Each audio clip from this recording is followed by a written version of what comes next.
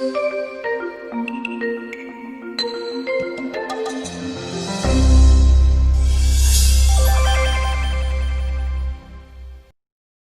voy a invitar a que abra su Biblia en Colosenses capítulo 3. Vamos a mirar los versículos 1 al 4. Ahí vamos a encontrar hoy día la palabra del Señor. Colosenses capítulo 3, versículos 1 al 4. La palabra del Señor dice así: Si pues habéis resucitado con Cristo, buscad las cosas de arriba, donde está Cristo, sentado a la diestra de Dios. Poned la mira en las cosas de arriba, no en las de la tierra, porque habéis muerto y vuestra vida está escondida con Cristo en Dios. Cuando Cristo, vuestra vida, se manifieste, entonces vosotros también seréis manifestados con Él en gloria. Bendito sea el Señor. Ahí está la palabra del Señor. Ahí está el texto. Vamos a pedirle al Señor que nos fortalezca hoy día, que nos ayude, que nos guíe, para que esta palabra hoy día también sea motivo de bendición para usted. Bueno, el apóstol Pablo, como les decía ya, ha concluido con la parte doctrinal. Esto es bien interesante por una razón bien especial. A veces nosotros tratamos de orientar a las personas y decirle, usted debe comportarse así, debe cambiar esto, debe arreglar aquello, y tratamos de darle tips a las personas de cómo vivir la vida cristiana. Sin embargo, a veces esos consejos, esas motivaciones o esos tips, como se suele llamar hoy día, no están fundados en una doctrina correcta, en una enseñanza correcta. ¿Por qué señalo esto? Si usted analiza las cartas en el Nuevo Testamento, generalmente las aplicaciones prácticas o las orientaciones prácticas, lo que tiene que ver con el comportamiento, la conducta, cómo tratar a la familia, cómo ser en el mundo de los negocios, cómo desarrollar una ética coherente, cómo podemos imitar a Cristo, etcétera, etcétera. Todo lo que tiene que ver con cómo vivir la vida cristiana, eh, siempre tiene al comienzo una presentación doctrinal. No se puede pedir a una persona que haga algo sin que tenga el fundamento de aquellas acciones o de aquel comportamiento o de aquellas actitudes o de aquellas prácticas. Y por esa razón me gusta mucho pensar en esto, la relación que hay entre la doctrina correcta y la conducta correcta. La relación en que hay entre la doctrina correcta y las actitudes correctas. Y la relación que hay entre la doctrina correcta y, por supuesto, las prácticas correctas. Cuando simplemente damos instrucciones y le decimos a las personas o nos autoimponemos nosotros ciertas prácticas, pero no tenemos el fundamento bíblico para realizar aquellas prácticas, entonces esos consejos van a carecer del fundamento que le va a dar salud, vida y energía a nuestra vida. Por esa razón, lo que Pablo ha dicho hasta aquí es una poderosa doctrina acerca de Cristo, lo que nosotros llamamos la cristología. Todo lo que hemos visto en esta parte tal vez un tanto polémica, ¿no? En donde Pablo confronta a los herejes que se estaban metiendo en la iglesia colosense, ha permitido que Pablo despliegue una de las más preciosas cristologías que encontramos en el Nuevo Testamento, una doctrina fundamental acerca de nuestro Señor Jesucristo. Y al finalizar la última parte, hemos visto cómo esta doctrina nos lleva a conectarnos de una manera muy concreta, muy práctica, es decir, a identificarnos con el Señor Jesucristo.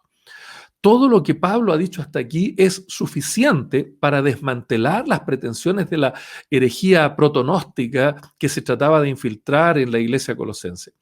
Se puede señalar entonces que la identificación del creyente con Jesucristo es la gran respuesta que Pablo da a todas aquellas prácticas equivocadas que los herejes estaban promoviendo entre los hermanos del valle del río Lico. Usted puede notar prácticas legalistas, como hemos visto con este componente judaico equivocado, ¿cierto? Que pretendían esclavizar a las personas a ciertas prácticas absolutamente inútiles. Hemos visto también cómo había una orientación, vamos a decir, ascética, esta situación que invitaba a los creyentes colosenses a abstenerse de ciertos alimentos o a desarrollar ciertos ritos, etcétera. Todos estos problemas que hemos visto en los sermones anteriores que estaban infiltrándose en la iglesia colosense son rebatidos fuertemente por el apóstol Pablo a través de una doctrina correcta acerca de Jesucristo. Y vimos cómo Jesús es superior al legalismo, es superior al ritualismo, es superior al ascetismo, a todas las prácticas místicas, al misticismo. Jesús es superior a todo eso. Bueno, el apóstol ahora procede a desarrollar todo lo que nosotros denominaríamos la parte práctica. Como ya les dije, va desde el capítulo 3, versículo 1, hasta el capítulo 4, versículo 7. Y esta gloriosa exposición, fundamentada en la doctrina que ha desarrollado previamente, se puede llamar la vida cristiana. La pregunta que va a surgir al comienzo de esta parte práctica es ¿cómo vivir la vida en Cristo? Es decir, si la vida cristiana auténtica no se basa en ritos, no se basa en una lista interminable de reglas, no se basa en el autoflagelante ascetismo, entonces, ¿cómo se debe vivir la vida cristiana? ¿Cómo es posible vivir en Cristo? Bueno, si ya estamos completos en Cristo, la gran pregunta es, ¿qué debemos hacer entonces? Podría surgir incluso la interrogante de alguno, bueno, si ya estoy perdonado en Cristo, estoy seguro en Cristo, estoy completo en Cristo, entonces, ¿eso significa que ahora tengo libertad para vivir como yo quiera? Claramente, los primeros 4 versículos del capítulo 3 nos van a ayudar a entender que la nueva vida en Cristo posee 3 aspectos que también la hacen muy, muy superior. De eso vamos a hablar en esta mañana, con la ayuda del Señor. El primero de estos 3 aspectos que nos presenta el apóstol Pablo acerca de la vida cristiana es que la nueva vida en Cristo tiene un mandato superior. Les voy a invitar a leer nuevamente el texto bíblico. Ahí está. Vamos a mirar el texto bíblico. Entonces, el primero de los aspectos de la nueva vida en Cristo es que la nueva vida en Cristo posee un mandato superior. Un mandato superior. Eso lo vamos a ver en el capítulo 3, versículo 1, donde la palabra del Señor nos dice, si pues habéis resucitado con Cristo, buscad las cosas de arriba, donde está Cristo, sentado a la diestra de Dios. Para comprender cómo se debe vivir la vida cristiana, se requiere tener una perspectiva más amplia, mirando primero hacia atrás para apreciar lo que Cristo ya ha hecho por los creyentes y después mirar hacia adelante, pensando en la esperanza gloriosa y bienaventurada que los creyentes tienen asegurada en cuanto al futuro. Si vemos el versículo, sí pues, esta palabra sí, nuevamente ya la conocimos, ya la vimos anteriormente, es una palabra condicional que comienza señalando lo que podríamos denominar una condicional de futuro, en la que la declaración no está puesta en duda, sino que se da como algo cierto. Se podría traducir como, ya que habéis resucitado con Cristo, entonces, ya que esto ha ocurrido en ustedes, ya que han sido resucitados juntamente con Cristo, entonces buscad las cosas de arriba. De hecho, en la argumentación previa, vamos a notar que Pablo explica que los creyentes tienen una identificación completa con Cristo. No solo en la resurrección. En lo que hemos estudiado hasta acá, vamos a darnos cuenta que los creyentes genuinos, los creyentes verdaderos, los creyentes nacidos de nuevo, son personas que estamos identificados con Cristo en su muerte, en su sepultura y también en su resurrección. Si usted mira, si está con su Biblia en su mano, busque el capítulo 2, versículo 20, que ya hemos predicado en los sermones anteriores. El capítulo 2, versículo 20 dice, si pues habéis muerto con Cristo en cuanto a los rudimentos del mundo. Allí está también este sí condicional, pero allí está expresada esta primera forma en la que nos identificamos con el Señor Jesucristo. Si pues habéis muerto con Cristo en cuanto a los principios elementales del mundo. Entonces, un creyente verdadero se identifica con Cristo en su muerte. Luego, el capítulo 2, versículo 12, vamos un poco atrás, nos damos cuenta de que esta identificación incluye también la sepultura. Dice el capítulo 2, versículo 12, la primera parte dice, sepultados con él en el bautismo. Entonces nos identificamos aún en su sepultura. Y luego tenemos en el capítulo 2, versículo 12, la segunda parte del capítulo, del versículo 12, dice, en el cual fuisteis también resucitados con él mediante la fe en el poder de Dios que le levantó de los muertos. Entonces, notamos que la vida cristiana surge de una identificación completa con el Señor Jesucristo. Ahora, esto no es solo de Colosenses. Pablo también lo ha mencionado y lo ha refrendado con mucha fuerza en su carta a los Gálatas.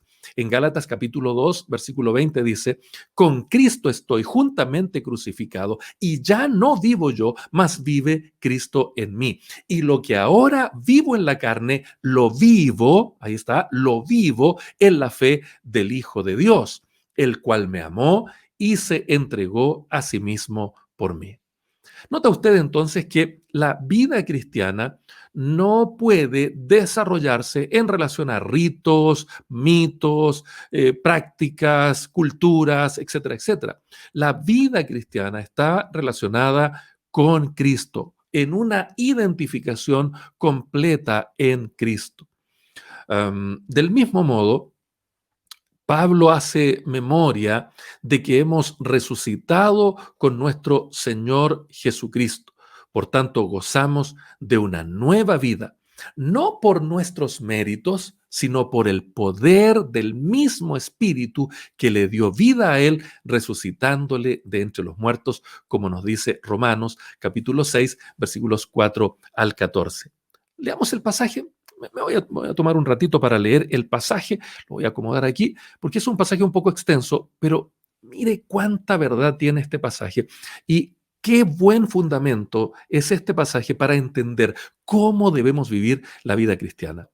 Dice Romanos 6, 4 al 14, porque somos sepultados juntamente con Él para muerte por el bautismo. ¿Ve? Ahí está entonces la identificación con Cristo en su muerte, en su sepultura, a fin de que como Cristo resucitó de los muertos por la gloria del Padre, así también nosotros andemos en vida nueva. Porque si fuimos plantados juntamente con Él en la semejanza de su muerte, así también lo seremos en la de su resurrección.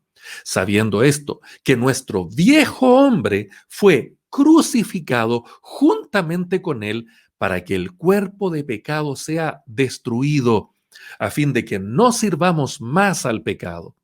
Porque el que ha muerto ha sido justificado del pecado.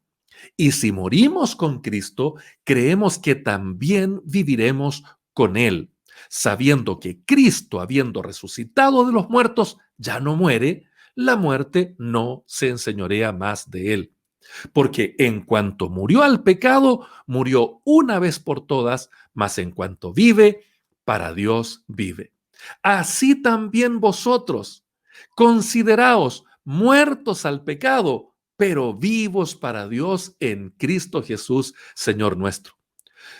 Y aquí viene entonces la gran aplicación que Pablo hace a los romanos, verso 12. No reine, pues, el pecado en vuestro cuerpo mortal, de modo que lo obedezcáis en sus concupiscencias.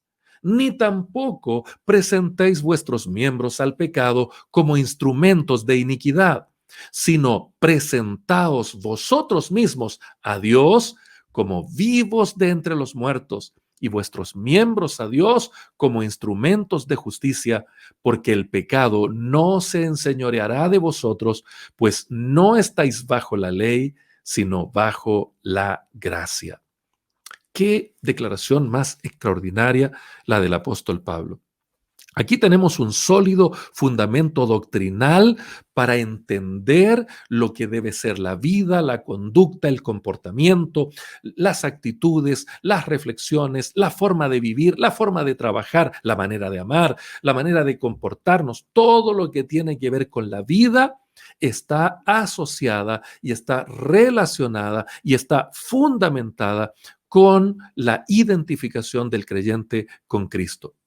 Así que la vida espiritual verdadera es el resultado de nuestra identificación con Cristo en su muerte, en su sepultura y en su resurrección, que son ilustrados en el bautismo. No con ritos, no con reglas, no con normas nacidas desde alguna supuesta superioridad espiritual de algún líder, sino con Cristo. Allí surge la verdadera vida cristiana. Ahora, teniendo esa identificación con Cristo, entonces se nos da este primer gran imperativo. Buscad, dice el versículo que estamos viendo, Colosenses 3:1, la segunda parte dice, buscad las cosas de arriba, donde está Cristo, sentado a la diestra de Dios. Es decir, en razón o en virtud de esta identificación del creyente con Cristo en su muerte, en su sepultura y en su resurrección, es que Pablo plantea ahora el imperativo buscad. Buscad las cosas de arriba, donde está Cristo sentado a la diestra de Dios. Los cristianos verdaderos deben buscar las cosas de arriba, es decir, que su vida debe estar controlada por una orientación celestial, con un patrón de vida divina, la vida de Dios, la vida eterna que nos es dada al momento de nuestra conversión, al momento de nuestra salvación. Bajo esa orientación, bajo ese patrón de una vida espiritual, de una vida genuina, de la vida que Dios nos da a nosotros, es que podemos poner en equilibrio todas las cosas terrenales, todos los deberes terrenales. La palabra buscar, buscad en el original, este imperativo en el original significa procurar, buscar sinceramente, buscar de corazón, buscar de verdad, buscar no simuladamente, no con una máscara hipócrita, queriendo hacer que creer a los demás que tenemos una supuesta relación con Dios mucho más profunda. No. Este es un buscar sincero, un buscar real. Fijar decididamente su atención en las cosas de arriba incluye centrar sus vidas en el Cristo que ha ascendido, en el Cristo que está sentado a la diestra del Padre, en este Cristo glorificado. Bendito sea el nombre del Señor. Esta idea entonces de que Él está sentado a la diestra de Dios nos muestra de manera categórica que el enfoque de un creyente, la mirada de un creyente, la búsqueda de un creyente, surge de este absoluto imperativo, de este mandato superior. Buscad sinceramente, intensamente, honestamente las cosas de arriba, donde está Cristo sentado en su trono. La identificación es un factor clave en esto. Esto nos hace pensar, por ejemplo, en la identificación de un deportista con su equipo, con su camiseta, con los colores específicos. Nos hace pensar en cómo este deportista lleva su vida interesándose en todo aquello relativo con lo que se ha identificado. Del mismo modo, un militar que se pone un traje que lo identifica, un nombre que lo identifica, un código que lo identifica, un sello que lo identifica. Y como esa identificación es clave dentro de su vida, él quiere saber todo acerca de su historia, quiere saber todo acerca de las normas, quiere ser un militar al 100%. Un artista también que se identifica con un estilo de pintura, con un estilo musical, con una cultura, quiere saber la historia del arte, quiere conocer a los grandes exponentes de aquello que le interesa. Hasta un delincuente se identifica con lo que le interesa, con las armas, con los modus operandi, etc. La identificación es el factor clave. Sin embargo, al igual que los colosenses, nuestra principal identificación no es con nuestra profesión, no es con nuestros gustos culturales, no es con nuestros afectos políticos. Nosotros estamos identificados con Cristo en su muerte, en su sepultura y en su resurrección. Por ello, nuestra prioridad es buscar sinceramente todo lo que tiene que ver con Cristo en su actual posición, sentado, entronizado, lleno de gloria y de autoridad.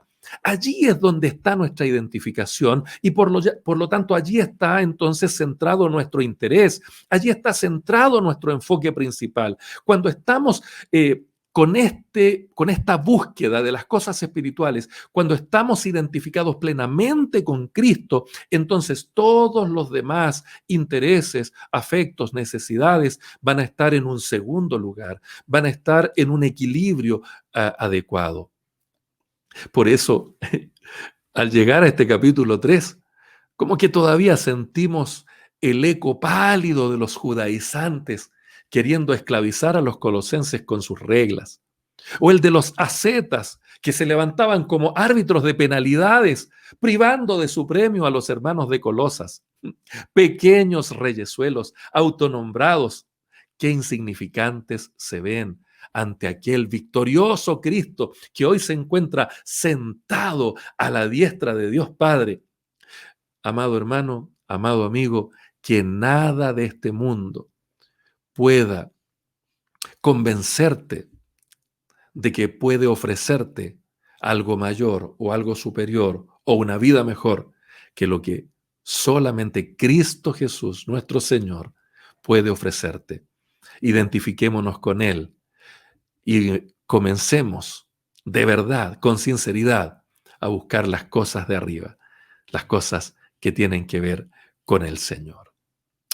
En segundo lugar, la nueva vida en Cristo tiene que ver con un enfoque superior.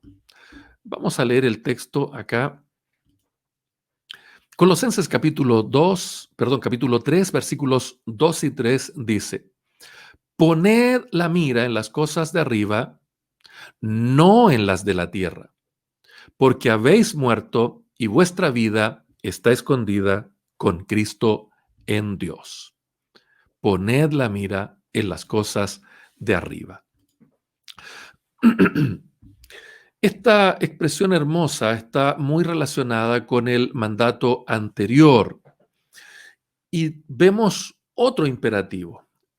En el versículo 1, el imperativo era buscar, interesarse sinceramente en las cosas de arriba, donde está Cristo. Pero ahora el apóstol utiliza otro verbo, también en imperativo, y es poned la mira en las cosas de arriba y con un énfasis no en las de la tierra, no en las de la tierra. Esto recuerda, a nosotros nos recuerda mucho lo que Pablo les escribe a los corintios en su segunda carta.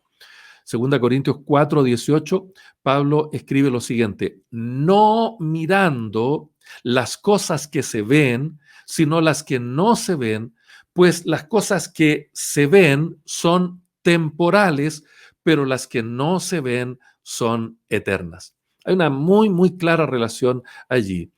Porque los dos mandatos, el buscar las cosas de arriba y luego poner la mira en las cosas de arriba, están unidos para reforzar el impacto que debe tener en nosotros la vida de Cristo, para que esa vida de Cristo nos empiece a nosotros a cambiar, a transformar y nos permita experimentar todo lo que el Señor nos ha dado.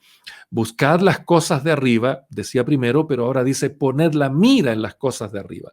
En el primer versículo, Pablo sugiere la idea de esforzarse para con sinceridad buscar al Señor.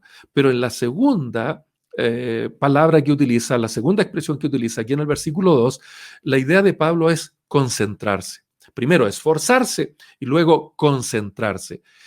Este segundo imperativo tiene que ver con dónde está nuestro foco. En el primero es dónde está nuestro esfuerzo, buscar las cosas de arriba.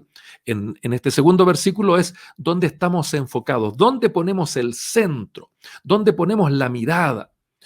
Pablo no está aquí sustituyendo un ascetismo pagano por uno cristiano. Alguien podría decir, a ver, pero esto parece que es como lo mismo que estaban diciendo los judaizantes o los ascetas. No, no, no, no, no. Pablo no está sustituyendo un ascetismo pagano por uno cristiano. Más bien, lo que está haciendo Pablo aquí es afirmar que la vida en este mundo será mucho mejor si se vive con un poder que está más allá de este mundo, el poder de Cristo resucitado, ascendido y glorificado. Esto se aclara cuando comprendemos que las cosas de la tierra, las cosas que están sobre la tierra, mencionadas aquí en el versículo 2, emplea las mismas palabras griegas que aparecen en el versículo 5, que vamos a verlas más adelante, y que son las cosas que deben evitarse. Ahí Pablo nos va a hablar de inmoralidad, impureza, concupiscencia, etc. En otras palabras, Pablo no está diciendo que lo material es malo y que lo espiritual es bueno, como ya lo hemos explicado en los sermones anteriores. ¿Por qué? Porque todo lo que Dios creó es bueno. Es bueno en gran manera, es bueno en un grado superior. Sin embargo, ya que el tener un cuerpo físico da ocasión para que se manifiesten las obras de la carne, entonces Pablo advierte contra el peligro de poner sus afectos en esa área de la vida y así pervertir el propósito de Dios para ellos. En otras palabras, estas cosas de la tierra, estas cosas que están en la tierra, que Pablo señala acá, no se refieren a las cosas que Dios ha creado y que son buenas para nosotros, sino a las cosas que tienen que ver con la moral. Cuestiones como, ya lo señalamos, la impureza, la inmoralidad, la concupiscencia. Pablo no está señalando que lo material es malo y que lo espiritual es bueno.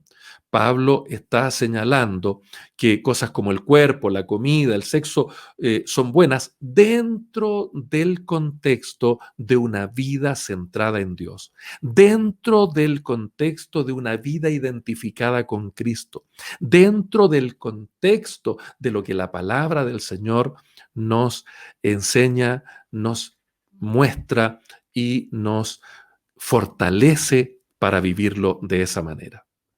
Esas son las cosas de la tierra que hay que evitar, esos pecados. La segunda parte del pasaje que estamos considerando, es decir, el versículo 3, nos da la razón. Dice, porque habéis muerto y vuestra vida está escondida con Cristo en Dios. La razón y el fundamento entonces para poder mantener este enfoque es que al recibir la salvación, el cristiano muere a su naturaleza pecaminosa. En él también dice, fuisteis circuncidados en el capítulo 2, versículos 11 y 12, lo repasamos nuevamente. Allí Pablo dice, en él, es decir, en Cristo, también fuisteis circuncidados con circuncisión no hecha de mano al echar de vosotros el cuerpo pecaminoso carnal en la circuncisión de Cristo, sepultados con él en el bautismo, en el cual fuisteis también resucitados con él mediante la fe en el poder de Dios que le levantó de los muertos. Es decir, la razón por la cual un creyente verdadero tiene la capacidad hoy día para renunciar a los apetitos carnales, a los pecados morales, a la inmoralidad, etcétera, etcétera, no está en su propia capacidad, no está en cumplir ciertos ritos y ciertas normas, no está en practicar ciertas cuestiones ascéticas, sino que ese poder se encuentra en la identificación que el creyente tiene con Cristo. Por eso Pablo dice acá en el versículo 3, porque habéis muerto. Entonces, cuando nos identificamos con Cristo, morimos también al pecado, morimos también a las bajas pasiones. Y aquí viene lo maravilloso. Y vuestra vida está escondida con Cristo en Dios. La palabra escondida acá nos da una verdad preciosa. Implica algo que está encubierto y seguro. Implica algo que ahora es invisible, pero está asegurado. El cristiano, por cierto, aún no está glorificado y seguramente vamos a tropezar varias veces y nos vamos a caer varias veces. Pero el cristiano genuino que está identificado con Cristo está seguro y protegido con Cristo en Dios. Cuando estamos identificados con Él, cuando hemos muerto con Él, cuando hemos sido sepultados con Él, cuando hemos resucitado con Él, cuando esto lo hemos vivenciado, incluso lo hemos ilustrado públicamente, hemos hecho profesión pública de nuestra fe y de nuestra identificación con Cristo, entonces nuestra vida ahora está escondida, está guardada, está reservada con Cristo en Dios. De hecho, Cristo es nuestra vida. Vivimos en Él, vivimos por Él, vivimos con Él.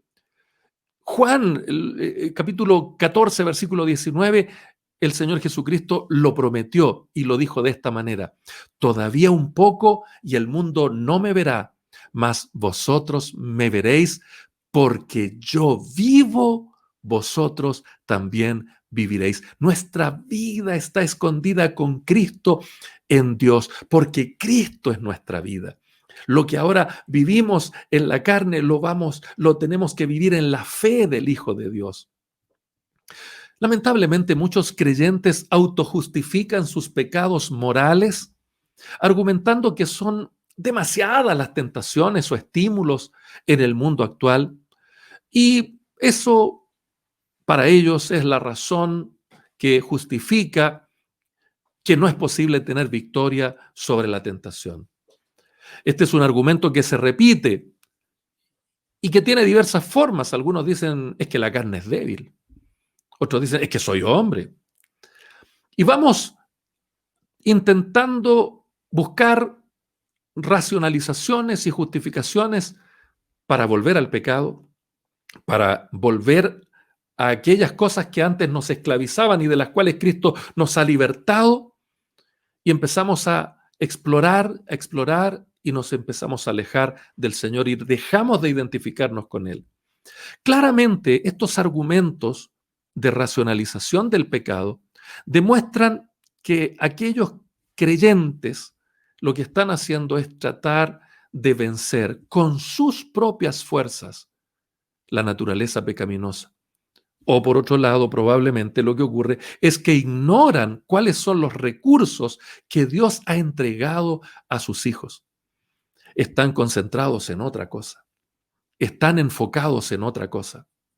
Por eso la pregunta en esta mañana es, ¿en qué estamos concentrándonos hoy? ¿Dónde estamos poniendo nuestra mirada? No tengamos miedo de morir al pecado e identificarnos con Cristo. No tengamos temor, no sintamos esa preocupación, porque cuando hemos muerto al pecado, identificándonos con Cristo, nuestra vida queda escondida con Cristo en Dios. Por eso en esta mañana obedezcamos este imperativo, concentrémonos, pongamos la mira en las cosas de arriba, empecemos a interesarnos de verdad en las cosas espirituales, en las cosas del Señor, en la palabra de Dios, en la oración, en congregarnos, en relacionarnos con otros, en todos aquellos recursos que Dios ha provisto para que podamos ser vencedores y vivir en victoria. Concentrémonos en lo que nos da vida. Cristo es nuestra vida. Analicemos, por ejemplo, dos recursos valiosos. Vamos a hacer algo práctico en esta mañana. Haga usted el siguiente ejercicio. Evalúe dos recursos muy valiosos, pero escasos, que tenemos todos los seres humanos que utilizar y que equilibrar: el dinero y el tiempo. Piense usted en su dinero y piense usted en su tiempo en esta mañana. Y hágase la siguiente pregunta: ¿en qué ítem gastamos más dinero? Piénselo. Haga un análisis. ¿En qué ítem de sus gastos es donde usted más dinero invierte? Evalúelo, evalúe su propia condición. Y luego que tenga clara la respuesta y sepa usted en qué es donde más dinero se le va, ahora analice otro recurso: el tiempo. Y pregúntese, ¿en qué usamos más nuestro tiempo? ¿A qué le dedicamos más tiempo en nuestra vida? Ya sea el tiempo diario, el tiempo semanal, el tiempo mensual o el tiempo anual. Usted vea los periodos que usted quiera, pero evalúe en qué invierte más su tiempo, en qué es donde más gasta su dinero y en dónde usted más ocupa su tiempo. La respuesta a estas dos preguntas le dirá a usted en qué está concentrando sus esfuerzos. ¿Dónde tiene sus esfuerzos más focalizados? Si Cristo no es la respuesta a ninguna de esas dos preguntas, entonces este es un buen momento para hacer un cambio. Si en lo que tiene que ver con Cristo, usted no está invirtiendo ni su dinero, ni su tiempo, ni sus emociones, ni su trabajo, ni sus esfuerzos, ni todo lo demás, es porque no estamos hoy día concentrándonos o enfocándonos en las cosas de arriba, donde está Cristo. Es tiempo de hacer un cambio. Y este cambio no es malo, es un cambio bueno, porque este cambio nos da vida y vida eterna. Bendito sea el nombre del Señor. Vamos al tercer aspecto de esta vida en Cristo. Vamos a ver el tercer aspecto de esta vida gloriosa que tenemos en Cristo. El tercer aspecto de esta vida cristiana es un futuro superior. Un futuro superior. Mire lo que dice el versículo 4.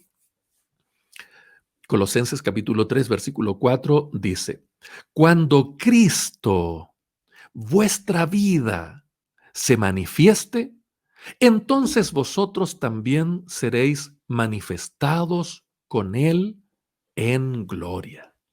Alabado sea el nombre del Señor. Cuando Cristo, vuestra vida, se manifieste, entonces vosotros también seréis manifestados con Él en gloria. Podemos identificar fácilmente la expresión aquí de manifestación como una referencia concreta a la segunda venida de Cristo.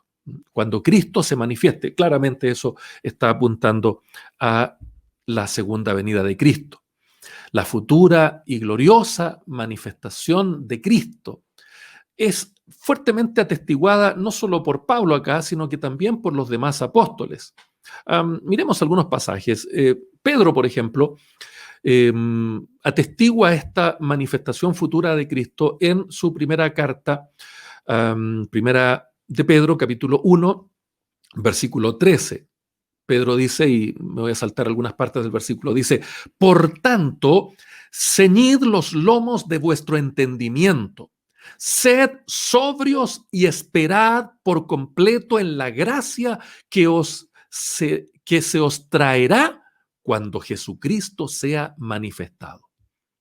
Y en el capítulo 5, versículo 4 de la misma carta dice: cuando aparezca el príncipe de los pastores, vosotros recibiréis la corona incorruptible de gloria. Ahí tenemos entonces un pasaje paralelo muy claro en donde Pedro está anunciando la manifestación gloriosa del Señor Jesucristo, está refiriéndose claramente a la segunda venida de Cristo y hace una asociación muy interesante, hace una asociación que tiene que ver con lo que hay que hacer, cómo se vive la vida cristiana en preparación para la venida del Señor. Y Pedro señala, ceñid los lomos de vuestro entendimiento. En otras palabras, enfoquen su mente, preparen su mente, limpien su mente, organicen su mente de una manera correcta, que su entendimiento, que la información que están metiendo en su cabeza esté enfocada en esa manifestación gloriosa de Cristo. No perdamos de vista que Cristo viene. No tengamos nuestra mente divagando en cosas superficiales, en cosas pecaminosas, en cosas absolutamente perecibles, sino que enfoquemos nuestro entendimiento, nuestra comprensión, nuestro conocimiento de las cosas a esa gloriosa manifestación que ocurrirá de nuestro Señor Jesucristo. Y aquí dice, porque cuando aparezca el príncipe de los pastores, vosotros recibiréis la corona incorruptible de gloria. Es decir, que cuando Cristo aparezca en su glorificación, los creyentes genuinos también seremos glorificados. Eso es bien interesante. El apóstol Juan también hace una mención al respecto en su primera carta. Primera de Juan 2:28 dice, y ahora, hijitos, permaneced en él. Nuestra vida está escondida con Cristo en Dios. Permaneced en él para que cuando se manifieste tengamos confianza para que en su venida no nos alejemos de él avergonzados. Noten ustedes que aquí, en este futuro glorioso, en este futuro superior que le espera a los verdaderos cristianos, a los verdaderos creyentes, vamos a darnos cuenta que hay algo extraordinario que va a ocurrir, que es la manifestación completa de Cristo y que también vamos a ser nosotros manifiestos, vamos a ser glorificados, pero hay una posibilidad de ser manifestados de una manera positiva, pero hay otra que es un tanto negativa. Y por esa razón, todos los apóstoles, tanto Pablo acá como Pedro y como Juan, animan a los creyentes, exhortan a los creyentes, desafían a los creyentes con imperativos éticos, con imperativos que tienen que ver con la conducta, con el comportamiento. Pablo les dice, ceñid los lomos de vuestro entendimiento, es decir, enfóquense, no metan cosas absurdas en su cabeza, enfoquen su conocimiento, su entendimiento hacia Cristo. Él les dice, sed sobrios. Es decir, tengan una conducta equilibrada, ponderada, no con excesos. Y esperad por completo en la gracia que se os traerá cuando Jesucristo sea manifestado. Esto es solo por gracia, no es por obras. Y luego Juan señala de manera también muy contundente, ahora, hijitos, permaneced en Él, mantengamos nuestra identificación con Cristo, vivamos en Él, que nuestra vida siga escondida, guardada, protegida con Cristo en Dios, para que cuando se manifieste tengamos confianza, para que en su venida no nos alejemos de Él avergonzados. Noten que no es una cosa así simplemente utópica o metafórica, es algo real. El futuro superior de los cristianos está centrado en un acontecimiento real. Jesucristo vuelve, Cristo viene y cuando Él venga se va a desarrollar una manifestación extraordinaria, una declaración, una aclaración de las cosas muy, muy categórica. Por lo tanto, el imperativo ético es esperemos esa segunda venida con una conducta correcta, con un comportamiento correcto, solo por gracia, no en función de nuestros esfuerzos personales, sino derivados de nuestra identificación con Él y con los recursos que Él ha provisto para vivir este tipo de vida. Me gusta cómo lo plantea William Barclay en su comentario. Él comenta este versículo diciendo, Cristo, nuestra vida. Aquí tenemos un pensamiento que le era muy querido al corazón de Pablo. Escribiendo a los filipenses les decía, para mí el vivir es Cristo. Años antes, escribiendo a los Gálatas, les decía, ya no vivo yo, sino que es Cristo quien vive en mí. Según lo veía Pablo, lo más importante de la vida para el cristiano es Cristo. Más aún, Él es la vida misma. La parte final del texto dice, entonces vosotros también seréis manifestados con Él en gloria. Es decir, cuando Cristo vuelva, Él será manifiesto, será glorificado. Y cuando eso ocurra, nosotros también seremos manifestados con Cristo en gloria.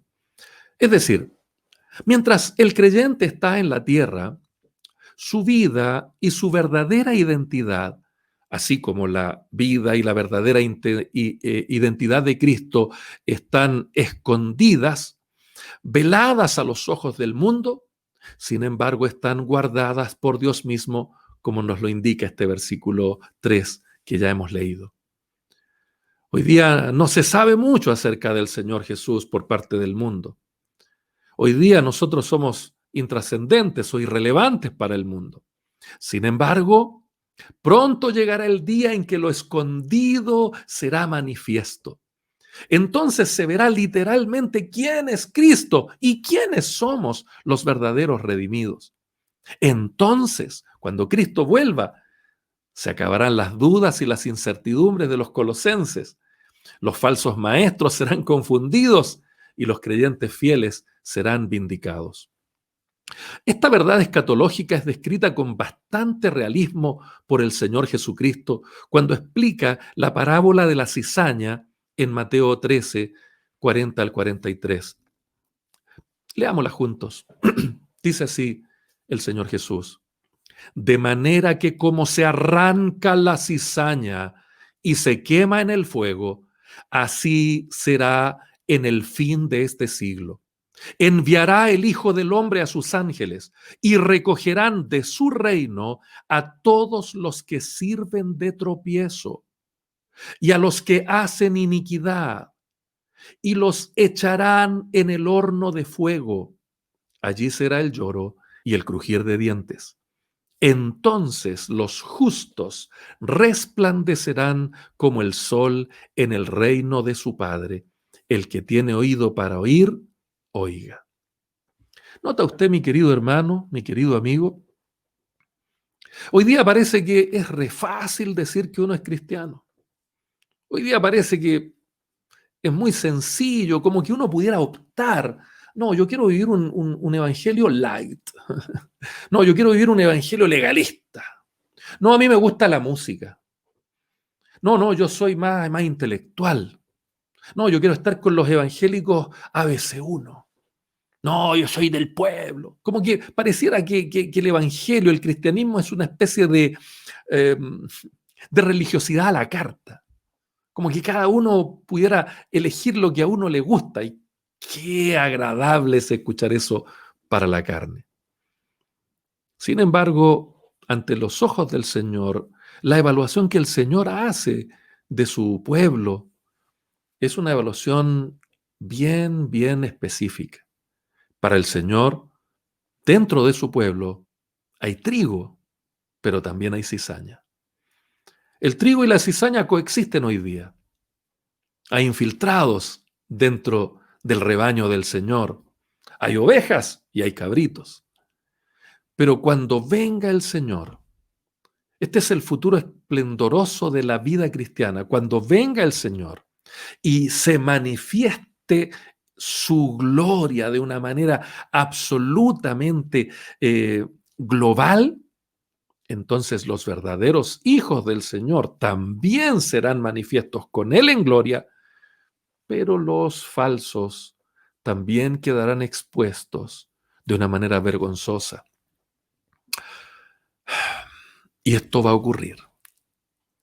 Todavía recuerdo la impactada expresión del rostro de 5 hermanos de nuestra congregación mientras nuestros ojos contemplaban con espanto el video que me compartió una agencia misionera.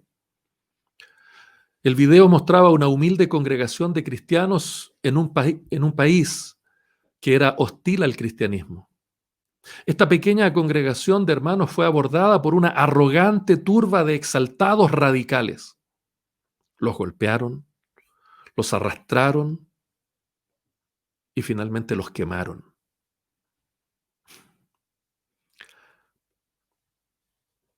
Parecían tan insignificantes esos hermanitos allí. Parecían tan débiles. Se veían tan pobres, tan miserables,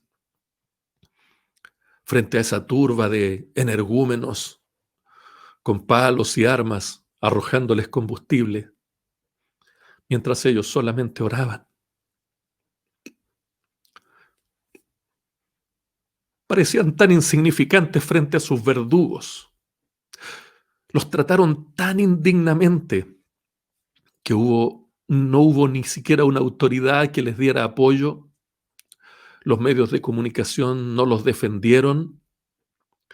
Nadie sostuvo sus manos mientras su corazón dejaba de latir por las heridas o por el efecto del fuego. Nadie hizo una oración porque ni siquiera hubo una sepultura.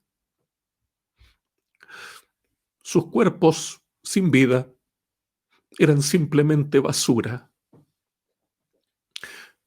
en ese grupo. Hoy quizás sientas que ser cristiano es muy poca cosa. Tal vez dudas de abrazar un cristianismo más bíblico y tal vez prefieres uno más light, más pro. Quizás has pensado en una comunidad un poco más glamorosa, más terrenal, más liberal, no tan centrada en Cristo, en las cosas espirituales, no tan centrada en la Biblia, no tan centrada en la oración, no tan centrada en tener comunión, en andarse preocupando por el otro, ayudando. No, mejor, tal vez has pensado mejor una congregación más liberal, más terrenal. No te equivoques, hermano. No te equivoques. En el verdadero cristianismo, nuestra vida está escondida. Somos invisibles, parecemos irrelevantes, somos intrascendentes para el mundo.